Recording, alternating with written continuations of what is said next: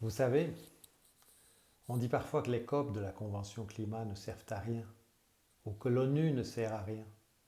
Je pense au contraire que le monde irait bien plus mal si les Nations Unies n'existaient pas. Tant de problèmes qui préoccupent l'humanité ont une nature internationale, souvent même une nature globale. Il est essentiel d'avoir une institution comme les Nations Unies pour que les délégués des pays puissent se rencontrer, exprimer leur point de vue, écouter celui des autres et essayer de résoudre les différends par le dialogue. Les Nations Unies sont un lieu de rencontre ouvert où tout le monde peut s'exprimer. Mais l'ONU est bien plus que cela. C'est aussi une institution qui a un agenda. Défendre la paix, défendre les droits des plus faibles, organiser au mieux les discussions entre pays pour les aider à trouver un terrain d'entente, défendre ce que les autres ne défendent pas, comme l'environnement, les droits des enfants ou les réfugiés. De Gaulle a dit que c'était un grand machin. Je dirais plutôt, l'ONU est une grande machine, avec des rouages complexes, des moyens importants au service du bien commun mondial. Comme toute grande machine, certains de ces mécanismes sont mieux lubrifiés que d'autres, sont plus efficaces et fournissent des résultats à court terme. D'autres mécanismes patinent parfois et n'arrivent pas à faire avancer l'humanité assez vite vers une solution acceptée de tous. Mais si l'ONU n'existait pas, il faudrait l'inventer.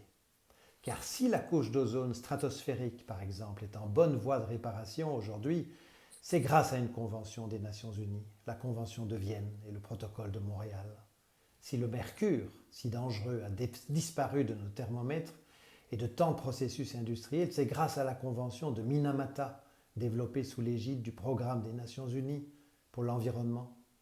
Si tant de pays, d'entreprises, de citoyens sont mobilisés par les 17 objectifs de développement durable, c'est parce que ces objectifs ont été adoptés par l'Assemblée générale des Nations unies en 2015.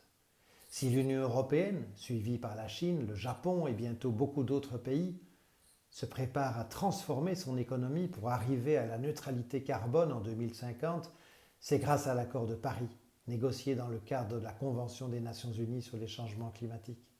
Et il a fallu de nombreuses COP pour y arriver.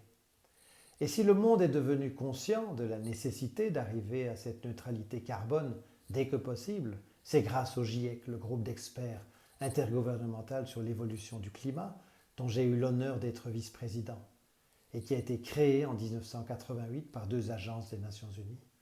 Je pourrais faire une liste beaucoup plus longue, mais vous avez certainement compris pourquoi je souhaite une longue vie à l'ONU, qui fête cette année son 75e anniversaire.